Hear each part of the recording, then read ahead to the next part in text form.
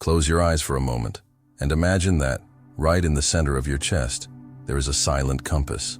It doesn't point north, nor to any place outside of you. It points inward. And perhaps, right now, it is spinning without direction, confused, because something inside you is trying to understand why. Even after doing everything right, things still don't flow. You read, study, meditate, visualize. You believe, but the outer reality remains harsh, stagnant, cold. And then a quiet question arises, almost whispered from the soul. What's missing in me? Maybe you are feeling exactly that. A frustration that doesn't scream, but weighs heavy. A spiritual exhaustion that doesn't come from the body, but from the soul. Because you believe in manifestation, you feel that there is a greater power, a universal intelligence, yet still, something seems out of place, as if there were an invisible veil between what you desire and what you live. And this feeling of doing everything right and still not manifesting hurts. It hurts because it feels unfair. And that's where we begin to see the silent paradox of invisible belief. What most governs your reality is precisely what you do not see. Most people believe that manifesting is an act of thinking, that it's enough to wish strongly, stay focused, repeat affirmations. But what if I told you that this is just the surface? What if what truly determines the speed of your manifestation isn't what you think, but what your body feels when you think? Bruce Lipton calls this the biological mindset, a belief field programmed in your childhood, shaping your body's chemistry, and consequently, emitting a vibrational signature that touches the universe, like a silent song that says, "This is who I am." The what if 95% of manifestation happens far from what you consciously decide, far from your willpower, because in truth, it's your cellular programming, inherited, repeated, internalized, that commands the field. Your mind may say, "I want to prosper." But if your cells are vibrating the fear of scarcity you lived at age 7, that's the frequency the universe hears. You feel this in your body, the tight stomach when thinking about money, the chest pressure when thinking about love. And there lies the blind spot of manifestation. We think as we want, but feel as we fear. Joe Dispenza deepens this by showing that the most powerful electromagnetic field in the body is not in the brain, but in the heart. And if there is dissonance between what you think and what you feel, that energy cancels itself out. Thought without coherent emotion is just a floating idea, and emotion without elevated thought is just an echo from the past. What truly creates is the fusion of both. Coherence between mind and heart, between wanting and trusting, between desiring and vibrating as if it were already real. So today, I invite you to take a deep breath and sincerely ask yourself, do I think like someone who trusts, or just like someone who anxiously waits? Do I feel like someone who already has, or like someone who fears they never will? Because this difference, subtle and invisible, is the key. It decides whether your manifestation will take 3 days or 3 years. The universe doesn't respond to your will. It responds to your vibration. And your vibration is determined by the story your cells are still telling, even when your mind has already changed the script. This is the doorway, and the journey begins here. There is a kind of hope that seems like light, but is born from shadow. It's an anxious, tense hope that tries to maintain faith, but carries the weight of fear behind the smile. It's when you desire something with all your strength, but deep down, what fuels that desire is the emptiness of absence. What vibrates is not the confidence of someone who knows it will come, but the silent despair of someone afraid it never will. And this is one of the most common and profound mistakes on the manifestation journey, mistaking desire for vibrational coherence. Bruce Lipton helps us understand this with scientific precision. When you desire something from a place of lack, like someone trying to cover a hole, your body goes into alert mode. It's as if every cell feels, we don't have this. And in this state, the body activates defense mode. Cortisol rises, dopamine fluctuates, vibration becomes unstable. And even if your mind is visualizing what you want, the field around your body is sending out a signal of urgency, scarcity, and doubt. And the universe responds to that signal, because it's not what you want that manifests. It's what you emit, often without realizing it.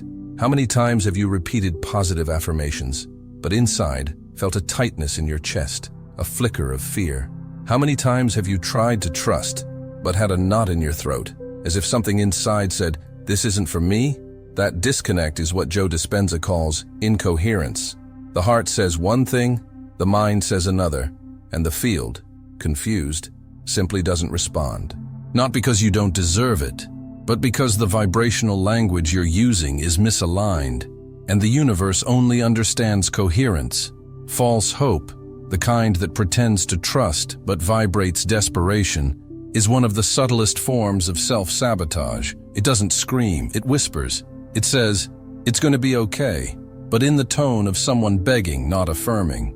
It puts you in a cycle of anxious expectation, where every day without results feels like proof that it's not going to happen.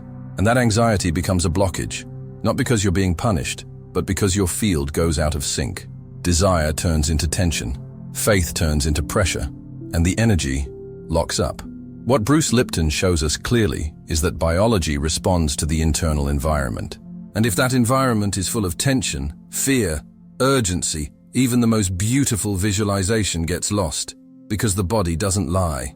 It vibrates what it feels, and what it feels when there is disconnected hope is threat. It's like trying to plant a flower in dry soil under a scorching sun, telling yourself it will bloom, but deep down, doubting it will survive.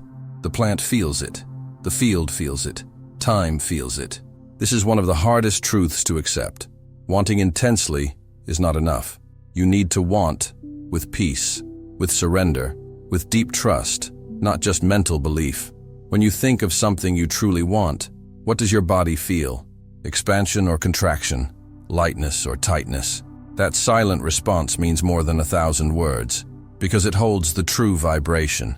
And vibration is the language of the universe. There's a factor that makes no noise, doesn't show up in self-help books, and doesn't reveal itself on social media, but it determines everything. The time it takes for a manifestation to happen isn't in your plans or in the intensity of your desire. It's in the coherence between what you vibrate today and what your subconscious believes is possible. And what makes this equation so delicate is that often you've already chosen to change, but still carry beliefs inside you that were never truly yours. Bruce Lipton teaches us that we are not prisoners of our genes. We are children of environment, not just external, but internal. This is behavioral epigenetics. What you lived, heard, felt, and absorbed in childhood still lives in your cells. It's like a background frequency, playing a repeated old song that whispers what you should fear, what you can expect, what isn't meant for you. And even if you, as an adult, say, "I want to prosper, love, grow," that song keeps playing, and the universe responds to the louder sound. It takes time for the subconscious to accept a new belief, because it doesn't learn by logic. It learns through repetition. It needs to be touched by emotionally coherent experiences, lived in truth. And here lies an essential point. There's a difference between the belief you choose and the belief you truly vibrate. The chosen one lives in the mind. The vibrated one lives in the body. And only when the two meet does the quantum field recognize the command. That's when time bends. There are stories that show this clearly. A woman spent years believing she couldn't trust anyone. That belief was born from a childhood of abandonment. She went to therapy, studied, worked on her spirituality, but only when she experienced, for the first time, a true act of love without conditions, did her body feel something new. And in just a few days, new connections began to emerge. The cycle accelerated. Why? Because in that moment there was coherence. The belief was rewritten in the body. The field responded. Bruce Lipton calls this the coherence phase, a state where mind, emotion, and biology resonate. It's not magic. It's spiritual science. It's the moment you stop merely wanting and start becoming what you want. Not because you forced it, but because you finally aligned. In this state, manifestation no longer depends on chronological time. It follows the rhythm of your frequency. And when that frequency is clean, sincere, and whole, 3 days can be more powerful than 3 years. Time does not obey the clock of your mind. It does not listen to words, nor to promises. It listens to vibration. Vibration is language. It's a signature. It's energetic identity. And what manifests is not what you urgently want. It's what you already vibrate as truth. That's why, so often, the more you try to rush the manifestation, the more it slips away. Because urgency reveals absence, and absence vibrates scarcity. When you want to control the how and the when of things, you are actually sending a subtle message of fear, as if saying to the universe, I don't trust your timing. I need to guarantee it with my mind. And that's exactly when the field closes. Because manifestation is not a goal to be reached. It's a frequency to be inhabited. Time only responds to coherence. It's not linear, it's vibrational. Neville Goddard said that imagination felt as reality is the secret of manifestation. It's not enough to visualize. You must feel it as if it already exists. And this is the great difference between dreaming and creating. Dreaming is mental. Creating is vibrational. Creative visualization happens when there is emotional root, when there is surrender. Mental desire without root is just an idea trying to grow in dry soil. It might be beautiful, but it doesn't bloom. Most people think they're manifesting when in fact, they're just resisting the now, trying to escape the present pain instead of transmuting it into wisdom. And as long as pain is not accepted, it continues to block the vibrational channel. Because resisting what is denies the very bridge to what can be. Time, then, is not your enemy. It is your mirror. And what it reflects is the energetic signature you emit, not the one you merely wish to emit. Rewriting a deep belief might seem like a long process, but the truth is that the time required for transformation is not measured in years, but in the intensity of coherence. Bruce Lipton teaches that our brainwaves become more receptive to new programming in deep relaxation states, especially between sleep and wakefulness, the so-called theta state. That's when the subconscious is more accessible, more malleable, more willing to rewrite what once seemed unquestionable. The cycle of symbolic repetition is a powerful path for this. It combines image, emotion, and coherent action. Three elements that, together, create a new neural pathway. The first step is to choose a belief you want to transform, something you feel is limiting your life. Then, look with tenderness at the origin of that belief. A trauma, a memory, a past absence.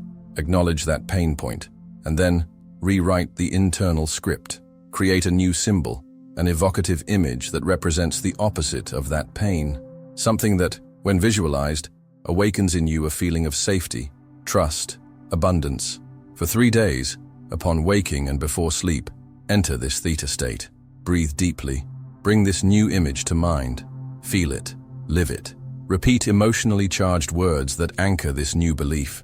Not just empty words, but phrases filled with emotional truth. And throughout the day, take small actions aligned with this new truth.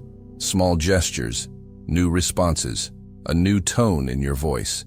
Each action is a vibrational seal. Science shows that 72 hours are enough to begin creating new synapses when there is coherence between emotion, image, and action. It's like planting a new seed and watering it with real emotion. During these 3 days, your brain and emotional frequency reorganize, and when that happens, the field responds. Not because you forced it, but because you aligned. Imagine a garden.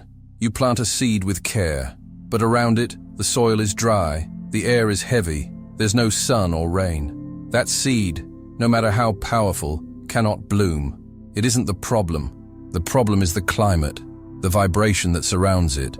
It's the same with your beliefs. The conscious mind plants, but it's the body and the vibration it emits that creates the environment for blossoming. You may say you believe, but if you cultivate faith with the vibration of doubt, the field doesn't recognize the command, because the energy you emit is confused. It's like asking for something in a language the universe doesn't understand, and that language is not in words. It's in emotions. It's in the tone with which you live your day, in the rhythm with which you breathe, in the way you see life. Bruce Lipton reminds us that cells don't respond to what you say. They respond to the internal environment. And if that environment is polluted with fear, anxiety, and contained anger, manifestation doesn't happen. Not as punishment, but from a lack of vibrational space. Nature teaches this simply. Every seed needs time, yes, but it also needs a favorable climate, silent care, a vibration that welcomes and allows. Some people manifest quickly because their internal climate is fertile. They may still have pain, challenges, but have learned to cultivate internal states of gratitude, presence, surrender. Others, even while wanting so much, live in climates of doubt, pressure, urgency, and the field simply doesn't move, because the field is sensitive, and it responds not to what you want, but to what you are, moment by moment. At the end of this journey, you may realize that manifesting in 3 days is not a miracle. It's tuning. It's when mind, emotion, and biology come to a silent agreement. It's when you stop asking and start living as someone who already has. Bruce Lipton sums it up clearly. The subconscious mind is millions of times more powerful than the conscious mind. And it's that mind you need to reach, not with urgency, but with coherence. Time speeds up when your vibration stops resisting the now, when you stop fighting what is and start dancing with what can be. Urgency slows down. Surrender speeds up because the field responds to coherence, and coherence is not perfection, it's presence, it's vibrational honesty, it's deeply feeling what you want to live, as if it were already real.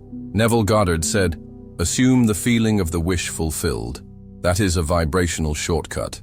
When you feel as someone who already has, there is no longer a distance between wanting and living. Time bends, the field opens, the body responds. And so, one question remains, the most honest of all, the one you may already know the answer to, but never had the courage to hear clearly. Are you vibrating as someone who already has, or just desiring as someone who still fears?